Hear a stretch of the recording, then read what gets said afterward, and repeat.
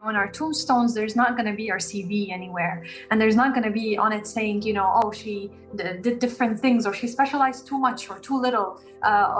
That's not the point, right? I think the point is having experiences in life where there's impact, where you're adding value to the community, to society, where you're enjoying, you're learning. That's, for me, enjoyment is about learning and growth.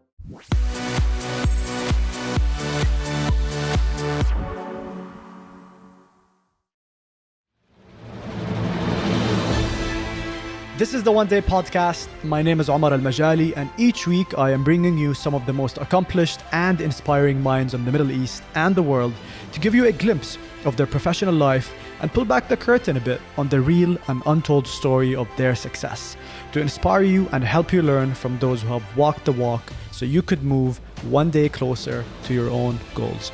Hope you enjoy this episode.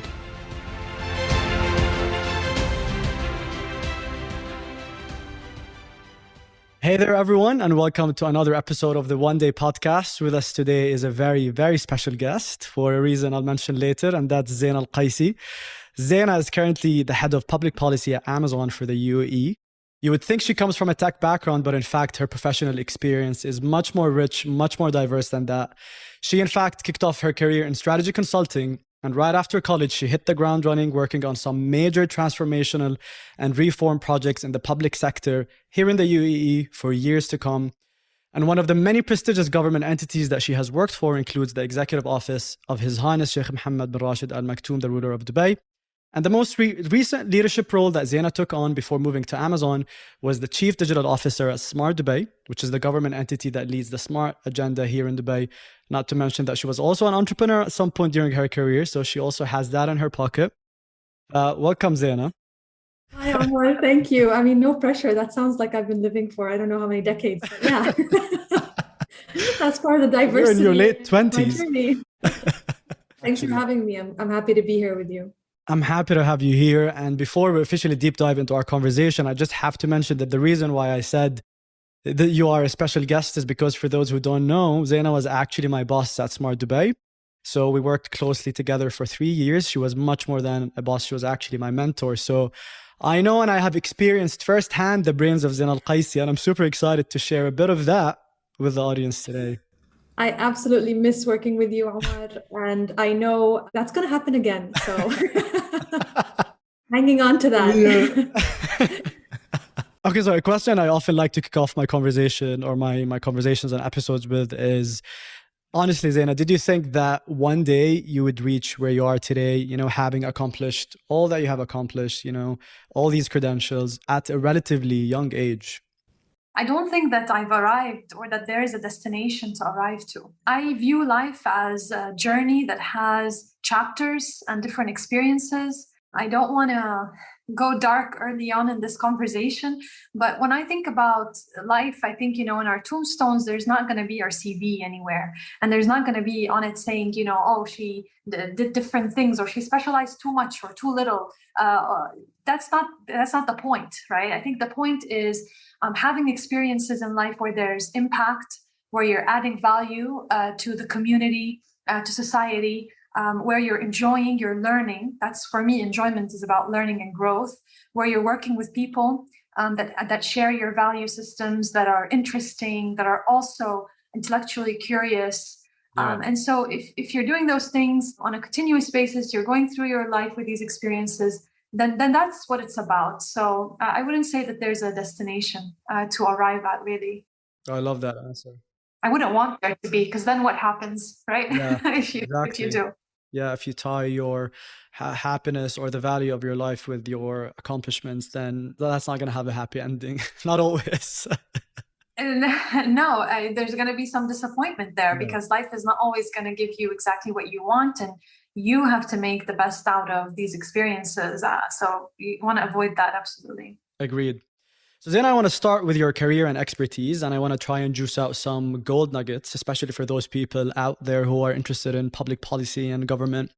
So given that you had worked extensively on economic development projects and citywide transformational projects within the public sector, and in one of the most progressive and advanced nations in the region, and the world, actually, what would you say? The world.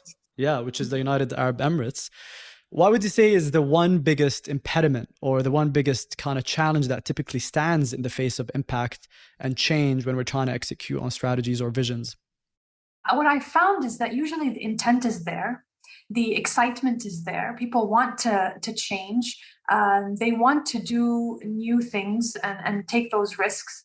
But what does delay and sometimes stand as an obstacle is lobbying and rallying all the stakeholders behind a unified mission and knowing how to navigate the different interests of those stakeholders, which each in their own right has their own set of goals and objectives by the nature of their organization, their sector, what they're meant to achieve at the end of the day.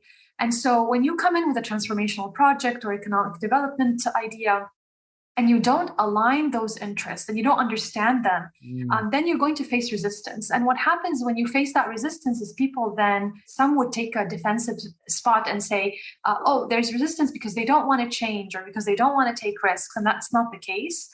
People are resistant because they are not understanding what's in it for me not as an individual, but as an organization, as a sector, like I said. And also understanding that each of those stakeholders is also accountable and has accountability, especially if we're talking about a country like the UAE, where there's high government accountability, and that's why there's high citizen trust, right? So again, their resources, their budgets, their time and effort is focused on what they're accountable for. And then you're coming in with this transformational idea or project, and if you're not aligning with their accountabilities, then you're going to lose them early on. And that's typically one impediment. Another impediment, I would say, is understanding the other from a private public sector perspective. So, and maybe we'll touch on that a little bit more, because that's been quite interesting to see firsthand how it is being inside government rooms and inside the government, and then being, inside corporate. And if you're not, as the government, fully putting yourself in the shoes of the private sector, literally walking in their steps, you're going to miss the mark on some of the mutually, let's say, beneficial collaborations, and vice versa. If the private sector is also not understanding where the government is coming from, it might close shop, or it might not expand, or it might limit its operations, not fully understanding how to navigate also, where the government is coming from. And so that's another, I would say, obstacle that could grow if it's not tended to early on. Right. So it mostly has to do with really rallying people under one vision when everyone has their own agenda running in their head. And you mentioned something interesting, which is like accountability, because everyone is concerned with their own accountability. Well, what if the accountability criteria changes and it's all about this shared vision? Do you think that is something that would shift? I've worked on risky transformational projects, and blockchain. One of them, when I walked into rooms and people said, before you want us to get in on this blockchain technology, what is it to begin with? And what's it going to take to get there, and so forth. I can tell you that a key foundation for rallying stakeholders, whether external or internal or both, around unified missions is getting to the emotional impact. Right. And we're not robots. 100%. Okay. Yes, we're in institutions and we represent our organizations and we're representatives, but we're not robots. Okay. Well, at the end of the day, when we go back home, we want to know that we spent our day, right, away from our family, away from doing whatever we otherwise wanted to do, that we spent it on something that touches us as individuals, as humans, that touches our communities, that we have an emotion for. And that's sometimes missing completely from the narrative, and that makes it extremely hard to rally. So if that's there, even if accountabilities are shifting, even if there are changes in the people, who they are, or what they're meant to contribute in this collaboration, if the emotion, if you're able to grow that seed, that emotional seed early on, then by the way, then it starts growing completely on its own. And I've had people that have gotten more invested even than myself sometimes in some of the things that I was advocating for initially, because that seed was there and it grew, and they started to see the possibilities, and they started to see, the future and the hope, the things that come with emotion. 100%. 100%. And that's, by the way, like in everything, literally all boils down to emotion. That's what drives our behavior, right? I mean, even at a personal level, like that's what drives you. That's how we are biochemically designed. Like we actually, we take action on emotion. So it's funny that, or it's interesting how you tied that.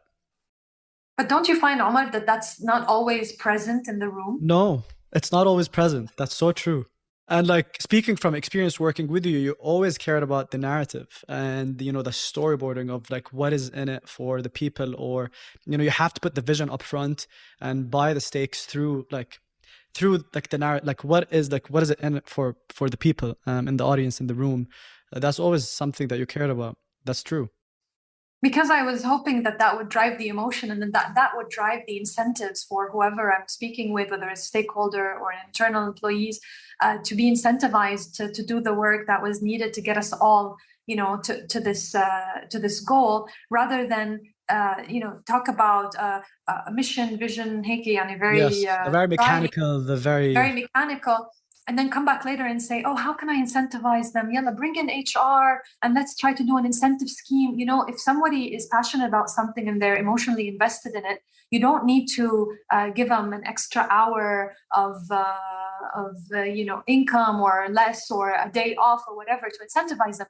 They're going to come happily and passionately to work to do what it needs to be done. Same for stakeholders, same internally. So if you can get that right in the beginning, and you're right, it's the narrative, and thinking about spending time on the narrative, then everything else will flow after that.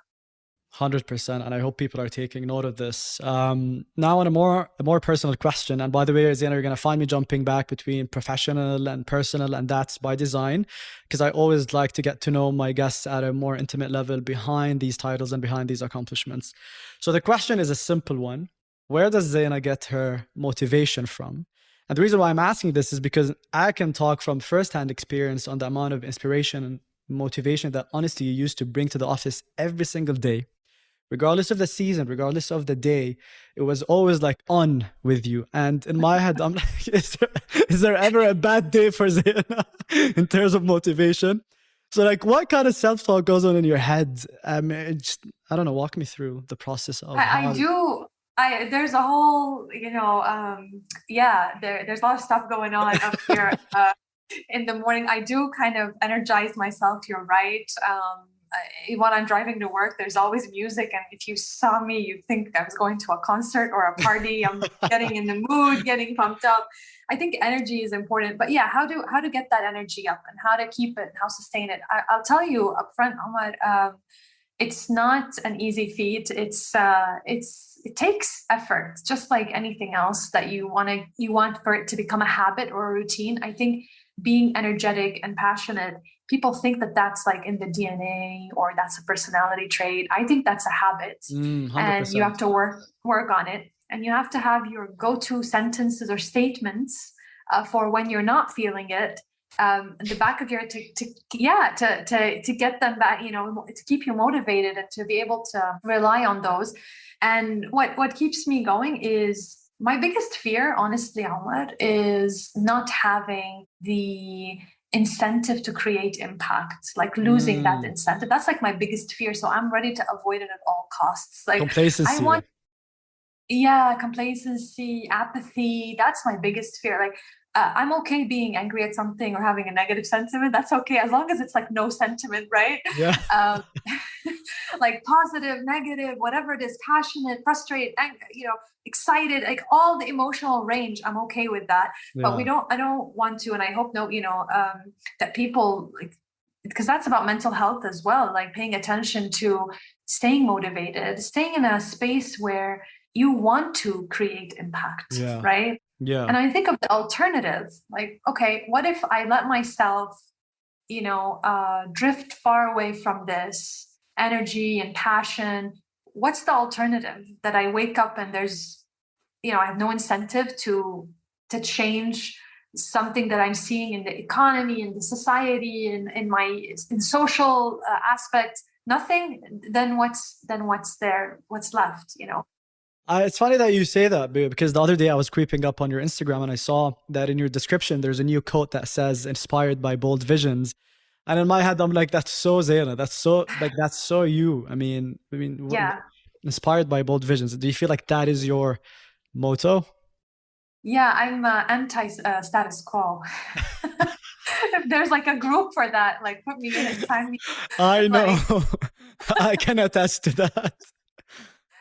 I feel like I feel like humans are so unique, and we each have the potential for big achievements, each and every one of us, in their own right, in their own field, in their own passion sector or space. And if we're not aiming that high, then we're not exercising our potential, and that would be a shame. Agreed. Right. So 100%. yes, I think I'll say that, publicly, openly, I am very much motivated by bold visions. I love that. Yeah.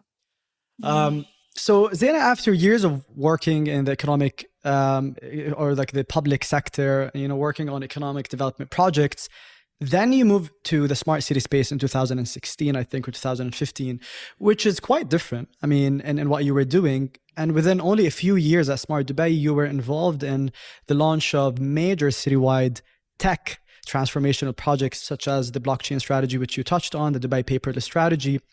And again, quite different in nature from the projects that you would do for public reform or public policy. And within a few years at Smart Dubai, you also take on an executive role of being the chief digital officer there, which is very tech in nature. And now you're at Amazon. And at every stage and experience, you manage to bring in that impact, to bring in that growth, that value that you were also talking about. So the part one of the question is, how do you manage to shift gears, hats, and expertise in a relatively short period of time? Like, what skills do you think one should have to be able to be this agile in whatever area of focus that is coming their way? There are a number of skills that I'm constantly working on developing and growing that are foundational for almost any role, and that then they can take you across industries and across sectors, and you don't have to have necessarily specialized expertise. One of those skills I'm going to highlight, because this was a discovery many years ago, but then since I've discovered it, I've really held on to it and worked on growing it and developing it. The discovery is that that there are so many bright and specialized minds around us that if we know how to connect with people in our industry, in our organization, if we know how to connect with those bright minds, then we don't necessarily have to have all the answers, right? As if you're leading a project and you don't have to have the answer, but you have to know what questions to ask, and you have to know who are the right people that are either outside in the marketplace that you should bring in, or that are inside the organization, undiscovered gems, I call them, that you need to go to with those questions. And then also, once you know what to ask and who to ask, how do you connect with those individuals on a mission and impact level? Whereas coming to them with these questions is going to bring out from them the best answers and the most creative answers. And that's the task. And if you have that task, then you can work in, F&B or tech or wherever you like, because now you're understanding how it is to get the best knowledge and expertise from the right individuals that do have the specialties. And that's something I enjoy and I like to do more than necessarily, and that's a personal preference, more than deep diving. I haven't done a PhD for that reason. So I'm not necessarily deep diving all the way to the nth level in something. But what I am interested in is definitely having conversations and dialogues with people who have, and asking the questions that impact the business, impact the project. How do we take that forward? How do we solve X and Y? And you'll be surprised coming into a lot of these environments. There were things that were clearly opportunities for improvement that even the people with the sharpest eyes and specialties weren't necessarily seeing or moving on, because they were so, I would say, involved or deep dived into the topic. So sometimes it's hard. So then you come in and you can see those from a fresh eyes, a fresh perspective. Then you can rally the teams on solutions, and then people get very excited, by the way, to unlock some of these issues. 100%. And I love that you're touching on this. But the thing is, by the way, Zaina, asking questions sometimes it requires vulnerability, because people sometimes are often scared to ask questions because no one wants to come across to their team as like you need others for help or support, or like you're the less intelligent person in the room because you're asking questions. But that's not the case. You should always ask questions. You should always be inquisitive. If you're the smartest person in the room, you're in the wrong room. My God, what are you doing there? What are you doing there? Oof. Like, you're in like you went to the smallest pond and now you're the biggest. Like, get out, go to the ocean. Like, you need to go to the smallest, tiniest pond to feel important and to feel smart? No. Wow. Like, you need to get out and be with the sharks, the bright minds, and not be the smartest person, but have the skill set, right, that is needed to drive a change, to drive transformation, to make decisions. Those are the skill sets, right? To be decisive when you need to be open to taking risk when you need to be. So that's what you need. That's the kind of things you want to score high on, not always on IQ level. Otherwise, who are you learning from? What are you doing? Like, you're not challenging yourself. 100%. 100%. I love that. And the second part of the question that's kind of relevant, from your personal experience or the experiences of people around you, would you recommend for someone to stick to one path, specialize at it, be very good at it, and have that be their value proposition to the market? Or should people be open to pivot, shift, explore other diverse opportunities that they might be more aligned with? And there's no right or wrong here. But what is I'm curious to hear your opinion on this. I think that the economy and the marketplace definitely needs both types of individuals, right? And there's, like you said, there's no right or wrong. This is a personal preference, and people early on realize what they enjoy, right? 8, 9 years, getting a PhD in something, deep diving, then taking that into more and more specialization. That's a great road. We need that. That's absolutely necessary. Otherwise, we wouldn't have a lot of inventions that we have or medical breakthroughs that we have. And then there's the other category of people who would like to have the skill sets to be able to do different things. And that's also absolutely needed, because specialty without some of the things that we discussed in terms of skill sets, that's not going to move. That's not going to rally individuals. That's not going to move projects forward. So you need both skills and both types of people in the room when you're doing transformational projects at scale. Nice. I honestly find myself to be someone who's more on the always wanting to explore different opportunity spectrum. I hate to box myself and specialize in one thing, but that's a personal preference because you never know. But you do it so well. Everything you do that's like different, you land like you've been doing it for Thank you, Zaina. People are going to think that I paid you to say that. Yes, big money. No, but that's it. Have the confidence to jump into new things, and when day one you're starting it, you look like you're a pro already, and then you are. Appreciate it. Coming from you, I appreciate it a lot. So Zaina, over the past year, you made a move to the tech industry from the public sector. So right now you're the head of public policy at Amazon for the UAE, I think, and for a number of other countries in the region, if I'm not mistaken. So with you to Amazon, you're bringing this bag of experience from the government sector.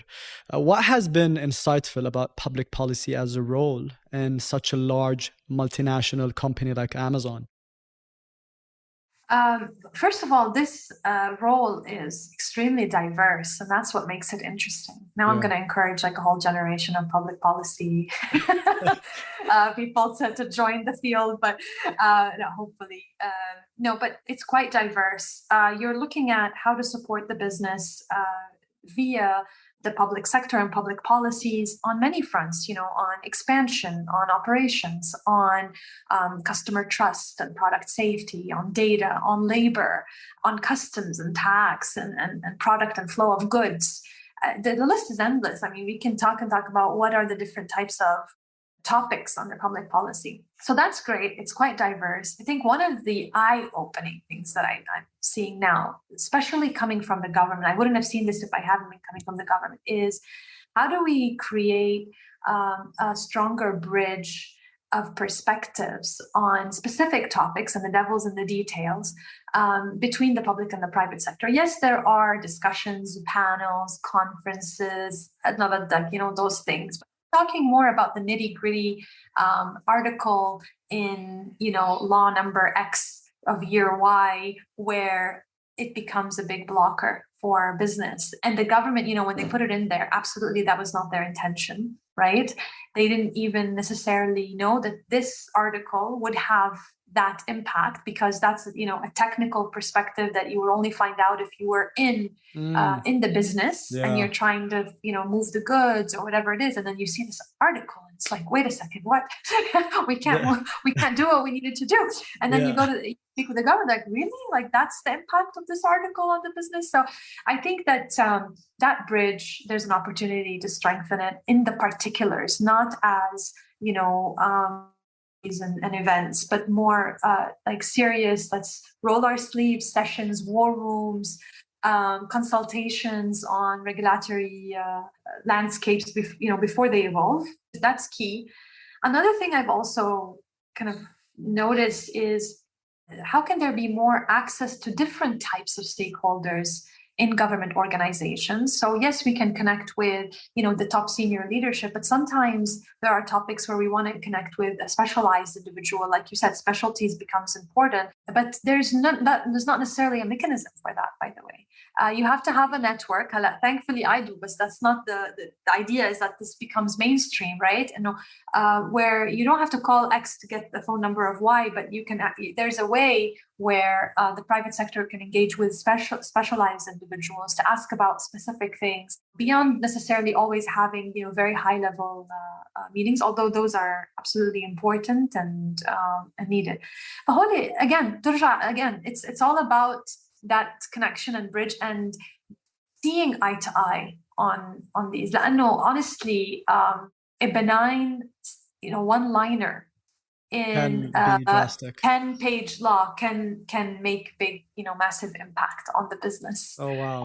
Beyond what the government could foresee, and I didn't see that when I was in the government. To be honest, we used to review the laws, everything, but from a government perspective, more. Even if we did consultation, it was at a high level. But now it's become much more important to dive deeper. With these two sectors, yeah. Oh wow! I feel like that's like a whole new ball game that a whole new universe that you're in. But exciting. Yes, absolutely. No, it's exciting because honestly, what I like about it is, for me, a big driver has been serving, and it's going to sound, cheesy or whatever, but true, right? Serving the country, serving the UAE. I've been here for more than 15 years now. I've had both my kids here. Our home is here. I feel very much attached and driven. Driven by serving the country. And so to be able to do that as well from the private sector, that's great. And you are, because what you're trying to do in the public policy is to encourage business, the company that you work for, the business, to grow and expand. And what does that do for the economy? What does that do for the country? Right? So it does great returns. things. Yeah. Absolutely. It does great things for the country. And I'm also happy that I'm on a daily basis connect with, public sector colleagues that I used to work with on the other side of the table. Yeah, that's cool. We get to continue to work together in different capacities, but together nonetheless. Like, that's pretty cool as well. Yeah. I bet you came in to Amazon with a big list of network, knowing you. ما بصير هيك. خبر العالم كده. I'll cut it. Okay, coming to the one-day toolbox, I'm calling. That's the segment of the episode where I typically like to ask my guests about, some productivity hacks that they have. So my question to you, Zeina, is what is this one tool that you use, that you leverage, that helps you become more productive and more focused during your days? It could be anything. It could be an app. It could be a routine, a ritual, anything. How to choose one thing? What would that be? Okay. So it's kind of funny because I have tried every app under the sun. I know. for productivity. And I think I tried them not out of just like attempting to find the best one, but because there's some sort of zen that goes on in my experience, like just trying them. Productivity, I'm obsessed with productivity apps. But here's the result of my experimentation. Research, many years, many attempts. Honestly, for me, it's about visually having the key areas of focus that are under my radar written somewhere in front of me. And I use notes, for example. Like I went back to the basics after I've tried all the You went back to notes. fancy stuff. Yeah, I went back to notes at the end. Not even Trello, like your Trello boards were pretty... Trello is good for like, I know, and they were good for certain projects. As you are looking after such a diverse portfolio and at a high level, notes, I like it, and it gives me some satisfaction because I can write the key areas, but also I can write my inspirations, which I'm always trying to keep myself in that mood. Like this idea that's probably not all of them obviously are going to see the light, but it's good. I keep them coming anyway. And then notes lets me like if I have a topic called, let's say, product safety or consumer protection, right? And then I get this idea or something and that goes under there. So for me, it's, I need to have a visual reference, which is a written reference of the key areas, not like the tasks, but just the key areas that I'm overseeing, to keep my mind, nothing like slips, and I keep my mind, on those topics. So it's super basic. I'm sure your other guests have much cooler toolbox. Not really. Sometimes the simplest things are the most powerful, and it is what it is. It is what it is. Plus, like, it's much more than just jotting down notes. It seems like it's like your personal journal, and journaling is a very powerful exercise. Yeah. And also what you would call a map. So things are mapped together, and and you can get creative, but like visual boarding, I would say. Yeah. Yeah. Great. So coming back to Zaina, the human, the mom and the wife. So Zaina, you've got two beautiful sons, Danny and Roy. They're amazing. A working husband and a very demanding job. And you are a perfectionist, not in a bad way, but in a way that you're someone who would either not get involved in something, or if you do get involved in something, you're going to give it your A game. Like you're going to bring that A game, or you wouldn't even engage. So how do you manage to like fulfill all of these roles, the wife, the mother, the leader, without compromising on one over the other? First off, I want to touch on the question, and you mentioned, how do you manage all that as a wife and as a professional and so forth. And I want to touch here on the question itself. And you've heard this before. This question isn't asked to men, but that's not what I'm gonna deep dive into. What I want to mention is this should be a question for any decent adult, and I'll answer based on that, right? I'm not going to answer it based on being a woman, and you shouldn't ask it to, a man shouldn't be asked it either based on him being a man.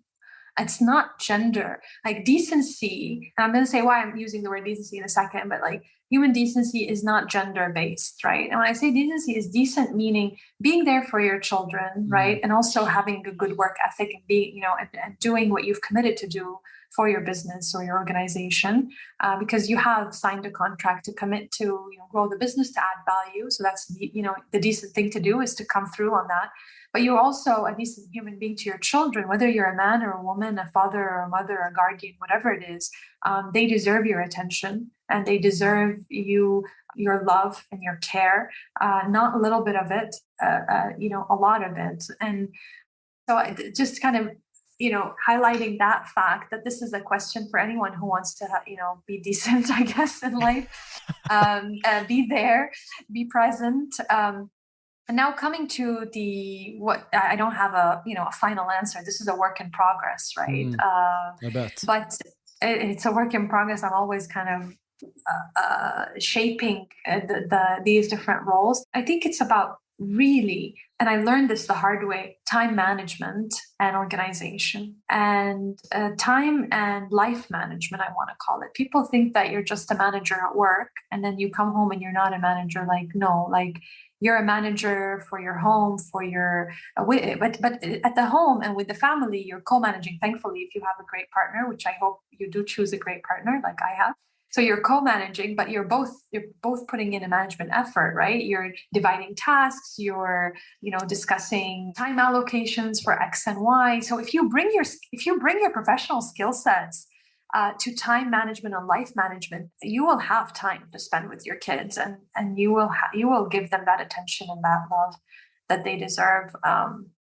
So that's why it's a work in progress, because I'm constantly bringing in those skills and seeing what I can, And you do manage, I mean, you do, you do sometimes manage your own personal matters. Like, I might cut this later, but I do remember one day when we were meeting and a calendar invite popped up on your phone, and it was like your kid's vaccine, like reminder for tomorrow or something like that. And I'm like, even that is pinned in your calendar.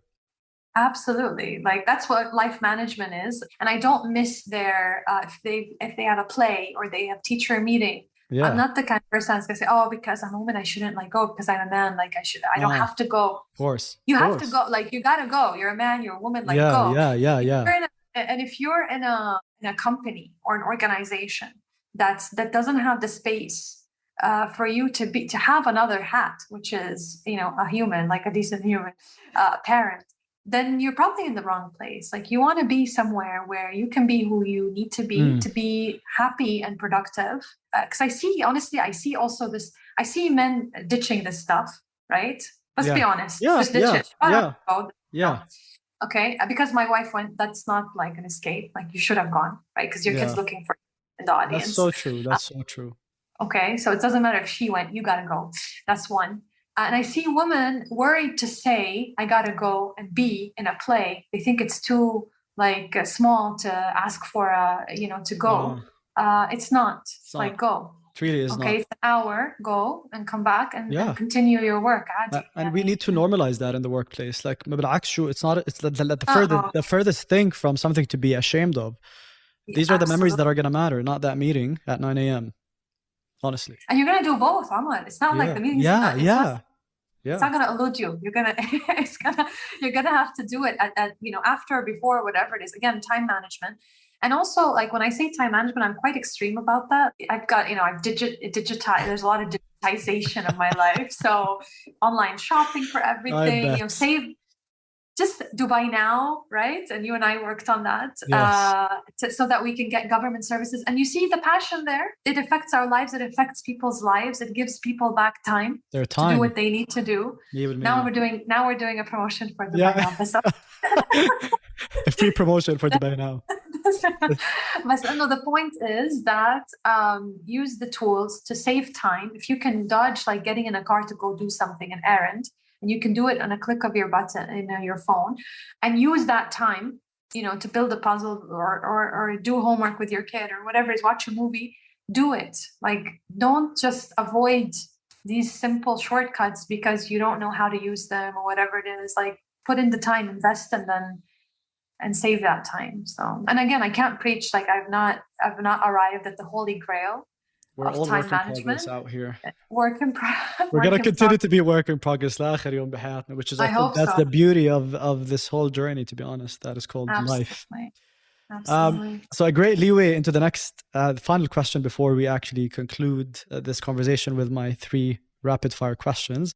So at some point, Zaina, before all of this, before you were a wife, before you were a mom, before you were the leader, you were a Zaina. At some point there was this Zaina who had her own aspirations, her own dreams, her own passions, whatever it might be. But there was this like pure, not authentic version of Zaina. I'm not saying that you're not authentic now, but now you've got all these roles layered over on top of each other. So how do you keep Zaina alive, and not dig her below all of these responsibilities that are coming your way left, right, and center? How do you manage to be in touch with you? I think that, and I want it to be this way by design. I think that I don't know, it depends. People have different perspectives on this, but for me, I like for myself to be an evolving person. Not there was one person. When was that? When I was born, when I was 8, when I was 20, I don't want to hold on to any, I don't want to hold on to a version of me at any one point in time and say, that's my true self. And now how do I go on? And by the way, people get in trouble for doing that. I was just going to say, it's such a comforting idea if you continue. Yeah. No, I would love to hear more. What do you mean by that? Well, they Elaborate. get in trouble in their relationships with their Mm, partners, with their mm, friends, yeah. with their family, because they're fighting their evolving self and saying, "Oh, I need to move all these people or these new responsibilities away from me to make space for me." Okay, so who's you? Like, don't hold on to a you that's at any one point in time. Mm, Accept and embrace and grow the evolving you that now needs to have space for new adventures, new people, or your who you've made commitments to your, I would say, professional life. So people yeah. leave jobs because there's Yeah. this the real me. Hey, what's real you? Like, you're an evolving Yeah. person, right? Yeah. That's my perspective. Like, my No, perspective is interesting. A very interesting perspective. I've never heard. It's not that I've never heard this perspective, but it's, I would say, not very mainstream. Or I don't know. We could argue about that, but it's gonna لا, get because painful. تعرفي هلا because هلا mainstream is all about you follow your passions, dig up your you and like get in touch with you and figure that out and then go out in the world and try and be a full expression of yourself. But then what is that? No one knows. That comes at cost. Like, that comes at, and not to say that that's because, well, first of all, you're gonna dig and you're gonna find like what that's there's been change that you haven't noticed even in your own past and stuff, things that you used to like to do that you think now, if I had the time I would do them. Then you get the time and you don't want to do them. You're like, Mm, no thanks, like, I don't want to do that yeah. anymore. But you think in your mind something is nagging you, that this job or this relationship or this responsibility is keeping me away from my true self way. And then, but okay, we've seen a lot of examples. You let go of that and then you want to go do those things and you find that there's no more excitement necessarily about that. Not to say that you obviously shouldn't have time for yourself and do the things that you love. I'm just saying that there's no baseline that's static in time and you're like trying to fight to get it back or to make time for it. I Mm, think it's evolving. There's no yeah. stopping point, Yeah. and that there's beauty in that evolution. Yeah. If you are evolving for the right reasons, 100%. I just sometimes feel like people are molded into what society wants them to be and what their parents want them to be. And they take on these like roles or educational and professional careers just because they want to prove a point to, to their peers. And if it's for the wrong reasons, then yeah, it might be worth looking inwards. But if you're happy and you're evolving and you feel like you are passionate in what you're doing, then you're on the right path. Like, do you agree with that? Well, It's funny you said like what society is perceiving, like, because some people ask me like, okay, so you've moved from the government, you went to the private sector, like, aren't you worried about your career? And I'm like, who's society? Like, who is he or she? Like, like they never called me up like, Zaina, what are you doing? It doesn't exist. It's a myth. Like, it's not there. Just do whatever makes you happy. 100%, Whatever. 100%. That's what it boils down to. I don't care. Like, I'm not, خلاص, I'm over that. Like, I don't think there's a society boogeyman, like, that's waiting. And he's got that, he's got my, your CV or my CV, like, what are you doing now? Oh, you left this. Oh, you're doing. Yeah. When you come face to face with that fear, you realize that it's like an inauthentic fear. It's based on nothing. Like, what is that? At the end of the day, everybody's doing what they want to do. And they're sleeping comfortably knowing that. So we might as well like do what what brings us passion and happiness as well. Agreed. In the same way. And no one really cares. Yeah. They might pretend to, but at the end they're doing what they want to. Everybody's doing what they want. Just to remind yourself of that when you feel pressure. Like, I don't feel the pressure like that anymore, but I used to. I'm separated from this feeling of meeting societal expectations because I realize there's no like I said, society. And so just remind yourself that everyone at the end of the day going to sleep on their own pillow, comfortable with their own decisions. So you might as well do the same for yourself. Perfect ending. So we're almost hitting the end of the interview, unfortunately, but I'm just conscious of your time. And before I end the episode, there are typically 3 rapid fire questions that I like to ask all my guests. So I'm just going to ask you the question and you just let me know whatever comes to your mind. Just I'm very worried. Blurb it out. Okay, no, don't worry. I mean, there are easy questions. The first one is, what tip or advice would you give your younger self? Let's say Zaina in her, I wouldn't say early 20s because that's not your younger self. Like, you're almost 20, you know what I mean? But I'm just saying, like, you're just about to enter the professional and the real world. What advice would you give yourself? I have no comment on what just went on here. I have no comment. Tips my younger self: trust your instinct. More. It takes time for it to become wiser. Okay, because it takes experience to have a good instinct. But once it starts to kick in and you feel it in your gut, and I used to have a professor that used to put his hand, on my MBA on his gut and say it's from the gut, like literally, and he used to sing it almost, and that's resonated with me. There is that gut feeling. Don't question it too much. Yes, consider it, think about it, but follow it. Like, trust your instinct. That took me longer than it should have, I think. Like I am there now to an extent, but it was a longer journey. So I would tell myself earlier, do that. Everyone is going to have to walk that journey to make that trust with their gut. So the second question is, from your experience, what is the one tip that you would give a person to help get them one day closer to that goal, to that passion, to that dream of theirs? Anything, like one tip, like something that comes top of your head. Follow your convictions, not others' expectations. Your convictions will get you to where you want to go, because they will be the foundation and the static existence in all of your different experiences. If you prioritize the expectations or prestige or whatever it is, other things over your own convictions, there might be some disappointment there. I can feel. Nice. Gut and convictions. I like that. Yeah. All inner stuff. All inner stuff. All looking inward. Finally, you mentioned when we started talking that you did not arrive. So my question to you is, what is it that you wish to accomplish one day? Could be anything. I think more freedom to be involved in different topics in sectors that what I mean by different, because I just described like a lot of diversity in the role I'm in, but to say that there are sectors that I'm curious about. I don't want to work in them necessarily, but I want to be involved in supporting those sectors, like, for example, the medical field or social sector, right?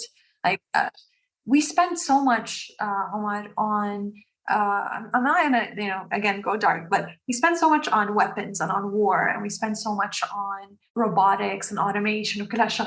Some of it without merit. War is without merit.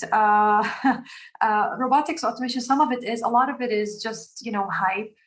And I feel like there's opportunity for much more significant investment in the medical sector. And we've seen, last year what the impact of that is and how important it is to be ready and to have that investment and R&D. And we don't put as much as we do in other things. And so just to say that, for where do you want to? I want to be in a place where I have the time and the ability to not only do one role, but to support and hopefully create impact in these new sectors and different sectors, new for me, okay, that I think are super important. And social is also one of them. In addition to the medical, social is also one of them. To support different segments of society, people that need attention and support, that through our skills and experience, we could potentially help, but we don't necessarily have the freedom and time right now to do it. Hey, honestly, time is an important element and resource that is lacking for everyone, I feel. Wow, Zaina, honestly, thank you so much for your time and for this amazing session today. I have a feeling that there might be a round 2 sometime in the future, hopefully. But honestly, you brought it in and you brought in this incredible value, and I did not expect anything less knowing you. But before we officially wrap up, where can people follow you or follow your work on social media? I'm on Instagram. There's, I'm not like, there's not much glamour there. It's just if there are, interesting topics or progress in the community, I'm usually posting on that. It's just on my Instagram, I think. Zaina Kaissi. I'm more, Zaina.Kaissi. And what about Twitter? I remember you were active at some point on Twitter. Are you still on there? I do. I have, I'm there. Not as active as I used to be, but I'm there as well. Yes. Hello. Same, Zaina Kaissi. Amazing. Mohammed, thank you. This was enjoyable. I love chatting with you. Always, you always open up those topics and you take us to places that we didn't know we were gonna tap into, but important places, important conversations. I appreciate it. Thank you. I hope you enjoyed this episode and that you were able to pick up a thing or two that could help you in business or life. If you would like to hear more conversations like these and you're not yet a subscriber, go ahead and subscribe through your preferred podcast platform. And follow us on Instagram at oneday.thepodcast. And you could reach me on my personal Instagram account at @almajali. And last but not least, if you prefer to watch the full episode on video, then you can do so on our YouTube channel, One Day the Podcast. Till next time.